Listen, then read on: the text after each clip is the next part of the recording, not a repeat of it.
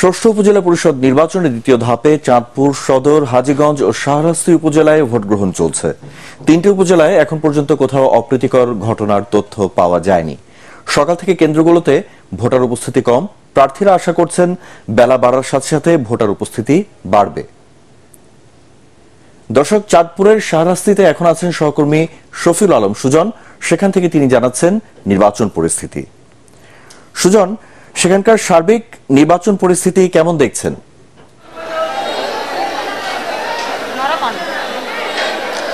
মবিন, আপনাকে ধন্যবাদ। আপনি জানেন যে সারা দেশে কিন্তু নির্বাচন চলছে। সেই নির্বাচনের কিন্তু প্রাথমিক পর্যায়ে আমি চেয়ে আছি চিতোষী সুলতানা ফাজিল মাদ্রাসা, এটি চাঁদপুরে এই কেন্দ্রতে কিন্তু আসলে সকাল থেকে উৎসব মুখর পরিবেশে ভোট চলছে। সেই উৎসব মুখর পরিবেশ কিন্তু এখন পর্যন্ত আমরা যতটুকু দেখেছি বিরাজ রয়েছে।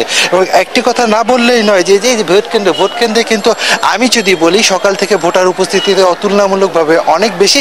এখানে বয়স্ক মানুষ আসছে ভোট দিতে, তারপরে হচ্ছে বৃদ্ধ মানুষ আসছে, বিশেষ করে যুবক মানুষ যারা, তাদেরকেও আমি ভোট দিতে দেখেছি এই কেন্দ্রে। কিন্তু এই যে ভোট কেন্দ্রগুলোতে এই কেন্দ্রগুলোতে কিন্তু আসলে চাঁদপুর এখানে কিন্তু ইভিএম এর মাধ্যমে ভোট হয়েছে। সেই ক্ষেত্রে কিন্তু অনেকেই বাধা বা প্রতিবন্ধকতা পাচ্ছে, একটু সময় বেশি লাগছে, কারণ তারা প্রথম হচ্ছে ইভিএম এ ভোট দিচ্ছে। সেই ক্ষেত্রে তাদের সময় লাগছে। এই কেন্দ্রগুলোতে কিন্তু আরেকটি কথা না বললেই নয় যে এই কেন্দ্রগুলোতে সবগুলো যে প্রার্থীর কিন্তু আসলে এজেন্ট নেই, বা অনেকেই এই এজেন্ট কিন্তু আসলে দিতে পারেনি। কিন্তু আরেকটি হচ্ছে যে এখানে কিন্তু উৎসবের একটা পরিবেশ দেখা যাচ্ছে, কারণ এখানে তরুণ প্রজন্ম আছে এবং বৃদ্ধরা আছে যারা সকালবেলায় ভোট দিতে আসছে, এবং এই পরিবেশটা সুষ্ঠু আছে এখন পর্যন্ত। এবং এই চাঁদপুর উপজেলা, শাহরাস্তি, সদর সহ মোট 3টি উপজেলায় এই নির্বাচন হচ্ছে।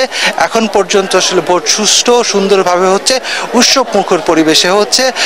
পরবর্তীতে আমরা জানাতে পারবো যে আসলে কি পরিস্থিতি হয় এবং সামনে কোনো ধরনের অপ্রীতিকর ঘটনা হয় কিনা। এর জন্য কিন্তু আসলে এখানে স্ট্রাইকিং ফোর্স আছে, পুলিশ আছে, আইন শৃঙ্খলা বাহিনী সহ ম্যাজিস্ট্রেট আছে, সবাই কিন্তু গুরুত্বপূর্ণভাবে দায়িত্ব পালন করছে এবং তারা তদারকি করছে জিনিসগুলো।